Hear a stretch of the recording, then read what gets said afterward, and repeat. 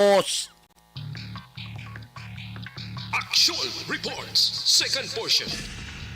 Di kalidad, kag madalong nga mga analisis sa pinakainit na balita sa bilog nga probensya kag nasyon. Actual Reports, second portion. Patas kag balanse na komentaryo sa mga issues kag mga balita nga nagaapekto sa mga pumuluyo sa adlaw-adlaw nga tanan. Actual Reports, second portion. Upod sa veterano kag respetado nga komentarista, Aksyon Fred Salanga. Karon nga adlaw Sabado pitsa 15 na bulan sang Oktobre tuig 2022. Anano naman nga mga balita kag isyong aton daydayon para karon nga adlaw Sabado. Siling sang kumilit nya kabay pa. Amo na ning katapusan nga pagpaisol sang barangay kag iske nga eleksyon.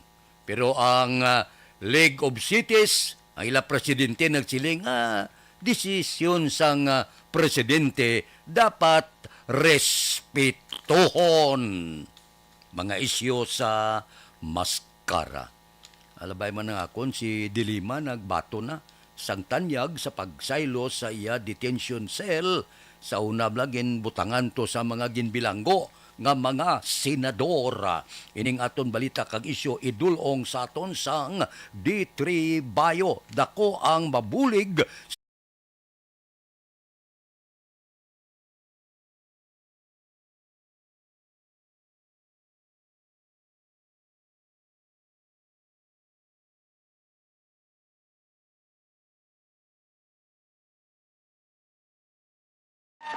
Aksyon Radio Philippine Standard Time la 6:34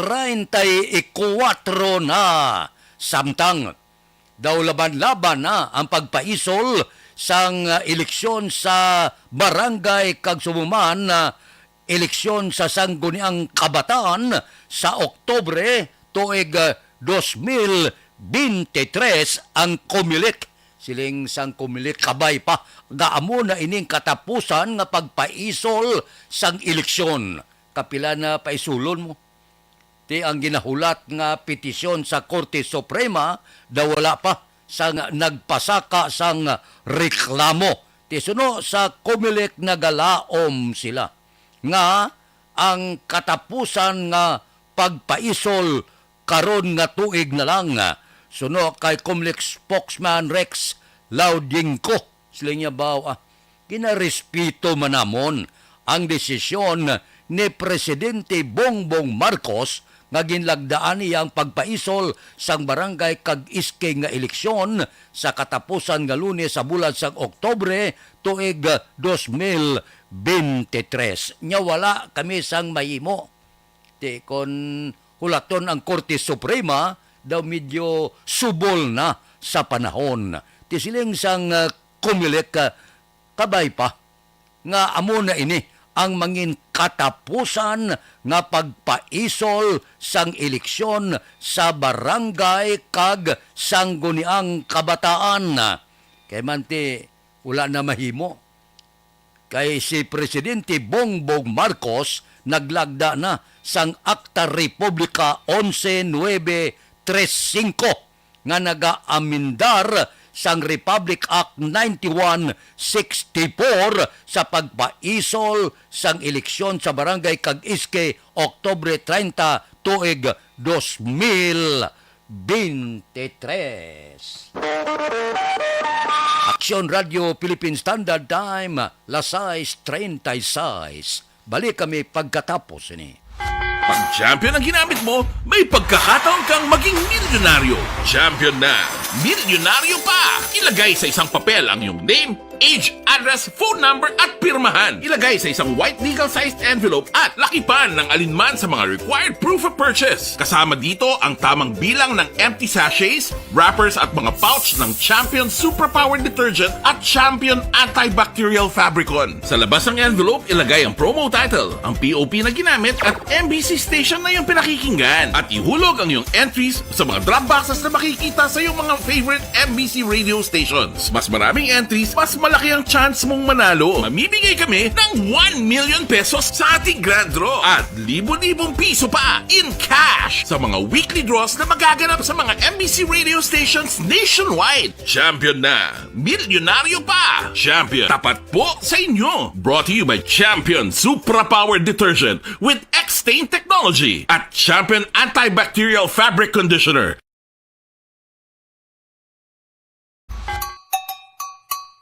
Puwerte nga ability! Kasaysayan nga gipadala sang atong mga tagpalamati sa matag adlaw nga pagpangabuhi. Suno sa ila abilidad kag kun anuman nga mga diskarte nga mabuhi, maayo man o kun hindi. Ang tawo may abilidad. Kung imo inisaksihan kag panilagan ang ability, duna kag yara nga daan sa halos tanan. Kung ano man ang imo abilidad o kung diskarte sa kabuhi, magpamati sini nga palatuntunan kay mahimo ang imo abilidad kag diskarte, hindi na makapaayo sa sinuman kag ini halit na nga imo pagahinulsulan. Puwerte nga ability kada hapon pagkatapos ng drama, Timbangan sang Katarungan.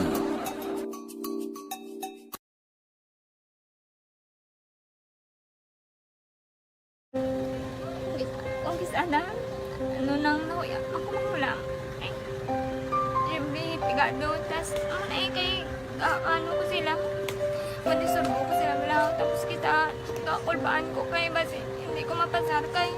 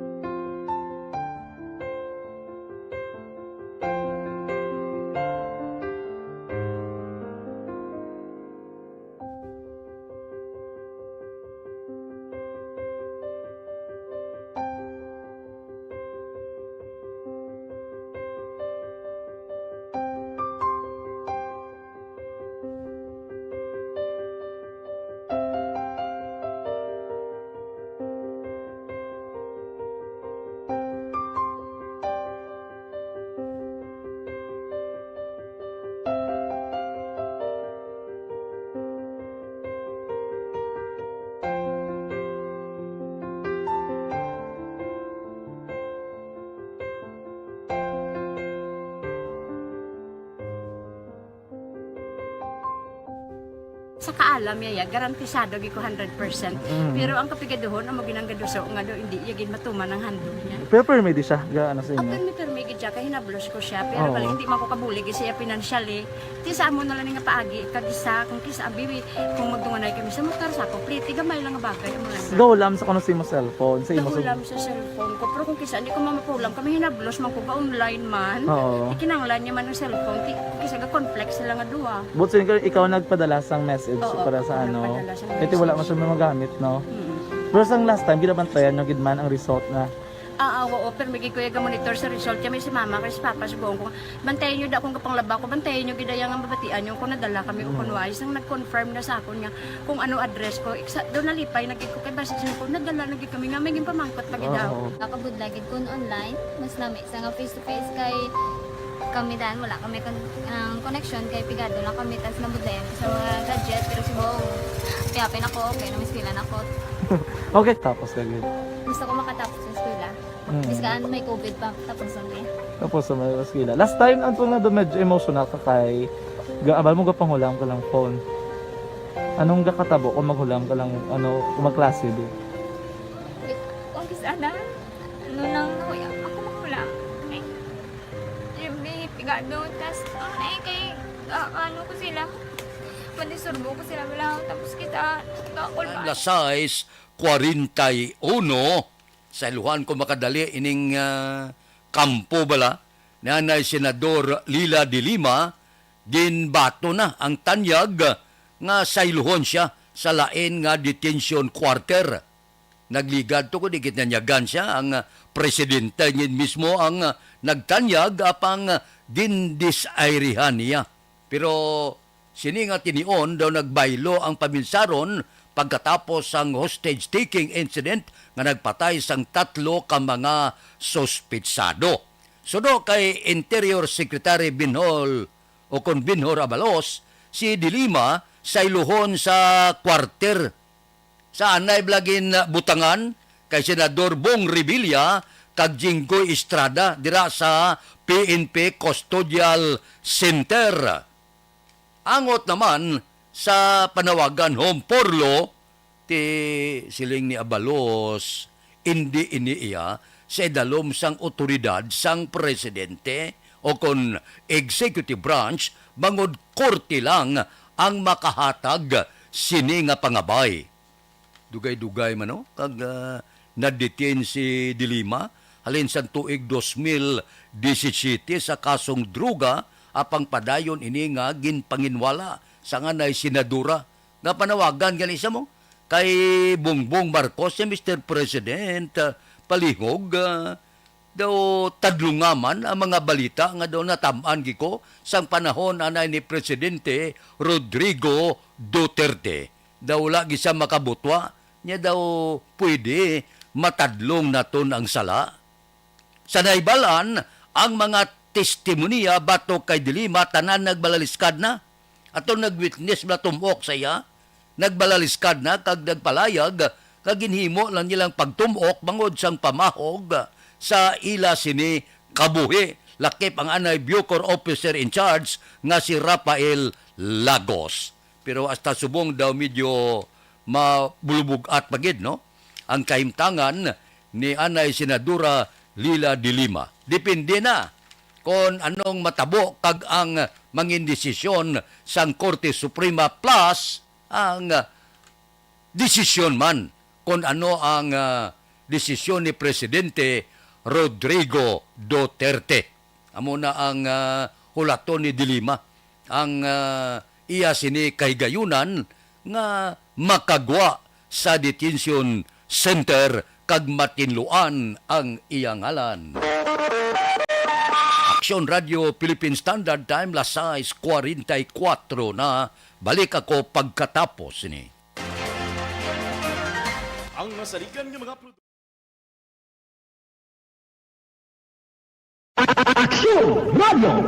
Sa maulamog na panahon, mga lamok nagadamo. Kagdala sini ang pila ka mga masakit kaangay sang dengue. Yari ang pila ka mga pamaagi nga dapat himuon para malikawan ang dengue. 5S agud malikawan ng dengue. Number 1, search and destroy o pangitaon kag gub-on. Pangitaon kag gub-on ang posible nga istaran o pon ituban sa mga lamok. Ulaon ng tubig nga nagatinir sa mga lata, goma, kag iban pagid nga mga kagamitan nga sarang maituban o kung pugaran sang lamok. Mintinahon nga matinlo ang palibot paagi sa pagpanilhig pirmi sang ugsaran. Number 2, secure self-protection o proteksyonan ang kaugalingon. Proteksyonan ang kaugalingon kontra sa kagat sang lamok. Magsuksok sang malaba nga panakton pareho sang long sleeves o kung mga bayo nga may malaba nga pako. Pwede man makagamit sang mosquito repellent kag mosquitero. Number 3, seek early consultation o magpakonsulta gilayon. Kung may hilanat sa sulod sang duha ka adlaw, magpakonsulta gidayon sa pinakamalapit nga health center o kon ospital. Hindi na pagulaton pa nga maglala ang ginabatsyag antes magkadto sa doktor. Number 4, support vector control measures o suportahan ng vector control measures.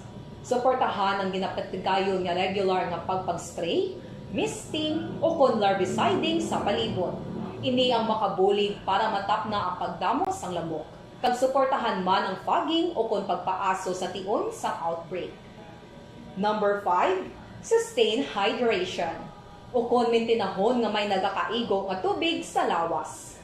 Mag-inom sang 6 tub 8 ka baso sang tubig adlaw-adlaw. Pwede man mag-inom sang oral hydration solution kung kinahanglanon. Kaglabi sa tanan, magkaon sang masustansya nga pagkaon, agod may resistensya, batok sa nagakalain-lain nga masakit, hindi lamang batok sa dengue. 5S para malikawan ang dengue. Search and destroy. Secure self-protection. Seek early consultation. Support vector control measures. And sustain hydration. 5S para malikawan ng dengue. Barangay 684. Drama komedya nga nagatalakay sa mga hitabo sa kabuhi, isyu politikal, siyensya, kag kinaugali sa surut kag guwa sang pungsod Pilipinas. Oh my God! Wow! Ang mga tagpalamati, magkakadlaw sa pagbabati paagi sa kaladlawan ng mga characters kag mga eksena sa atong drama komedya nga mahimo nagakatabo sa ila kasilingan, kapitan, mayor, congressman, senador kag presidente man nga makahatag kalingawan sa matag adlaw nga tanan. Gunggong! Barinig kita sa mukha eh! Barangay Anuman nga oras kag tion, posible nga magluntad ang aksidente sa dalanon.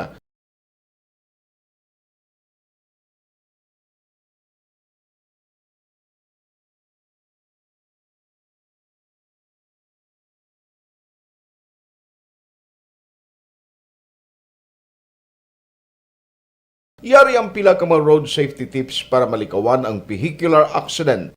Regular nga i-check ang kondisyon sang imo salakyan, pribado man o kun pampubliko, humalin sa guma, preno, tubtob sa makina. Bilang dugang nga proteksyon, mag-usar sang seatbelt kag dapat yara sa husto nga anggulo ang side mirror. Maggamit sang signal sa pagliko para mahibaluan sang nagasunod nga motorista ang imo direksyon. Hindi mag-text samtang nagamaniho o kung nagatabok sa dalan. Hindi mag-drive nga nakainom sa makahulubong nga ilimnon o kung ginatuyo. I-check ang imo speed limit kag mag-slow down kung madanlog ang dalan. I-check ang blind spots. Magbahar kung may nagatabok na tao sa pedestrian lane. Magsuksok sang helmet sa mga nagamaniho sa motorsiklo o kung nagabike. Kung malawig ang pagbiyahe, mag-upod sang relyebo para magbulos sa pagmaniho kung ginakapoy na. Magsunod sa mga traffic rules and regulations. Kag ilabi sa tanan, mangin responsable nga driver. Drive kag ride safe mga kaaksyon.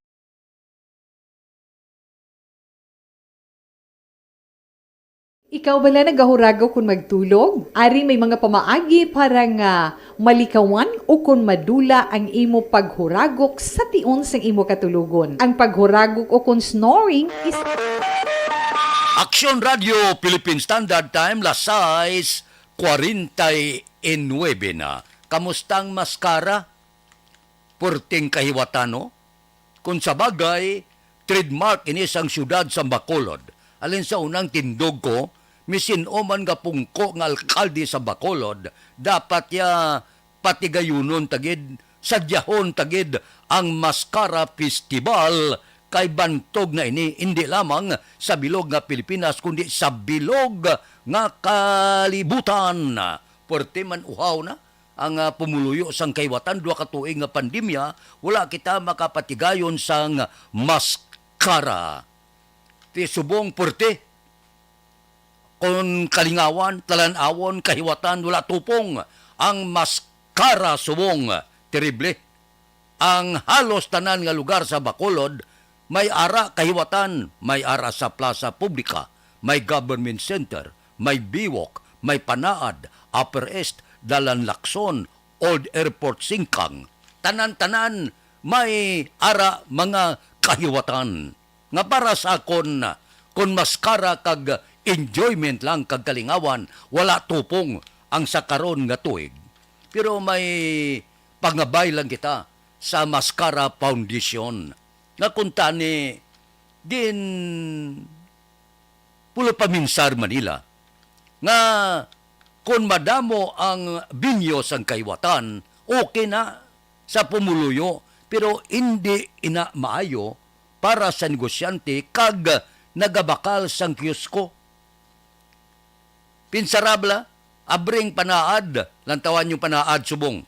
Kundi namilagpilag ang tao. Ang government center, may arada purti ka mahal sang kiosko, may gabakal sa tagpila ka kiosko, kisa ang iban may tao, ang iban wala. Ang plaza publika daw na malhan. Amo na sa bala, may ara pa Upper East tubong, ang tao tingob to, sa una may Dalan Lacson, ti subong kanay-kanay ang tao. Kadamo sang kaywatan, wala ya problema kung kasadyahan ang paghambalan. Kung kalingawan na pagamalan, puwerte. Patok na patok, wala tupong ang karon nga tuig sa pagsaulog sang maskara. Pero, may nalipatan lang ang Maskara Foundation nga ang mga kiosco ginaarkilahan ina. Nga dapat hindi maglapta ang tao. Kung tani, kung 3 lang, okay. Bilutang abi sa public plaza, may ara sa new government center, may electric maskara, okay lang. Pero subong galapta ang tao, bisan di lang may ara, abierto, may panaad, may tanan.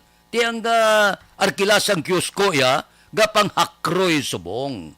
Kay masyado kapigaw sang income. Mailan tadi kung kabatak-batak sila sa nabilin pa nga isa kasimana. Amo na nakita ko ya, pero wala ko ya sa problema. Wala ko ya gareklamo sa kaywatan sang maskara. Amo na nasiplatan ko sa mga negosyante, daw basi bala, hindi makabatak. Kay kadamo sang ginakadtuan ang iban nga nagkuluwa sa lagko nga mga kiosco, ginalangaw subong. Nga basi, hindi makabatak. Amo mo lang na, ang akon niya ginalantaw subong, nga ginapahibalo ko, medyo kuting-kuting lang yutay, sa Maskara Foundation, ang kasadyahan, wala kapin kagkulang purte. O galing, amo lang na, tungdan taman, tagaan taman igtalupangod, ang mga naga-arkila sa kiosco. Aksyon Radio Philippine Standard Time, Lasay 54. Mabalik kami pagkatapos ini. Life Extension Vitamin D3. Hi, I'm Dr. Hoy, Pang, to palala na lang sa ubo mo, ha? Kapa-check up ka na? Kasi TB na na. Wala medyo malalang tutunlan ko, pero hindi ni TB Oops! Di ka sure. Kabalo-kabala nga ang tuberculosis o kung TB amo ang masakit sa baga nga makuha sa mga mikrobyo sa hangin. Ang ini nga mikrobyo nagadulot sang ubo ukon pagpangatsi sa tawo nga natapikan sang masakit. Ang amo nga sahi sang sakit makalaton paagi sa paghaklo sang mikrobyo ukon na Mycobacterium tuberculosis. Pero, danay ka, ano bala ang kinalain sang TB kag normal lang nga ubo? Mayo kay namangkot ka. Ang ubo, amo ang reaksyon sang aton nga lawas kung mairitar ang aton nga tutunlan. Normal lang ang panalagsa nga pag-ubo, apang kung wala na iniuntat kag nagagwa na ang iban nga mga sintomas, pareho sang budlay nga paginhawa, pag-ubo nga may dugo kag plema, dira ika na mabalaka, kay ina tanda na sang malalang nga klase sang tuberculosis. Hala, tuod? Paano ko makasigurado kung may TB na kuhaw? Siyempre, mapacheck up ka pero may ara man Japon mga sintomas nga pwede mo bantayan para mabalaan mo kung TB man gid ang imo ginabatsyag. May ara duwa ka klase sang TB, ang latent kag active nga TB. Ta latent TB may ara ka TB infection pero hindi aktibo ang bakterya sa imo lawas kag wala mga sintomas. Dugang pa hindi ini makalalaton. Apang pwede nga maging active TB ang latent TB kung pabayaan kag hindi dayon pag-aksyonan. Ang active TB naman o kung TB disease, amo ang klase sang TB nga makalalaton. Ari ang mga sintomas kung may ara ka active TB. Sobra 3 ka semana nga pag-ubo, gaubo, dugo, kag plemas, gapalanakit nga dughan kung mag-ubo kag maginhawa, gahilanat, gapalangurog, gapamalhas kung gabi, kag wala gana magkaon. Pwede man maapektuhan ang iban nga parte sang aton lawas, ang aton nga kidneys, spine, kag ang aton nga utok. Pero hindi ko kabalaka kay bisan pagalapta ang TB kaangay sang kataro kag tangkaso, hindi inituman nga makalalaton None is better than cure gidya. Speaking of prevention, damo ka pwede himuon para malikawan ang ginatawag na TB disease. Kung ikaw may yara infection o kung na-expose sa tao nga may infection, pwede ka gidya kapacheck up kag kapareseta sa imo doktor.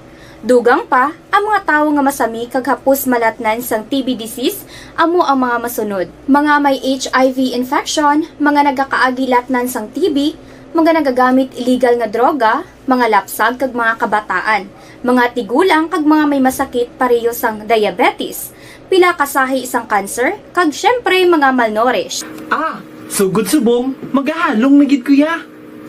Ini ang tiyon na aton binang-pinagon kung paano naton halungan ang aton mga baga kontra sa mga nanari-sari nga mga masakit. Halin sa amon tanan, ululupod kita sa pagsaulog sang National Lung Month. Mga kaaksyon, pangaman, TV aksyonan. Panibag-o nga masakit ang nagatuga sang pagkaalarma sa bilog nga kalibutan. Ini ang ginatawag nga monkeypox. Ang monkeypox isa kasahi sang masakit nga dala sang monkeypox virus nga mahimo makalaton halin sa sapat pakadto sa tawo o kon paglatunay sa mga tawo. Pila sa mga sintomas sang monkeypox amo ang hilanat, sakit sang ulo, pagpalanakit sang lawas, likod, pagpangluya kag pagbanog sang lymph nodes. Ini ang ginasundan sang rashes sa nagakalain-lain nga parte sang lawas, kaangay sang guya, palad, dapa-dapa, mata, tutunlan, kag bisan sa pribado nga parte sang lawas. Ang bitog-bitog nga dala sang monkeypox daw kaangay sang sulalob, apang ini ang mas malala kung sa diin may pagnana sang pilas nga mahimo magdugay sang 2-3 ka semana. Morning edition upod kita kay Aksyon Boy Duran kag Aksyon Eden Aboso. Aksyon Fred Salanga, una sa balita, una sa aksyon, sa Bacolod, Aksyon Radio.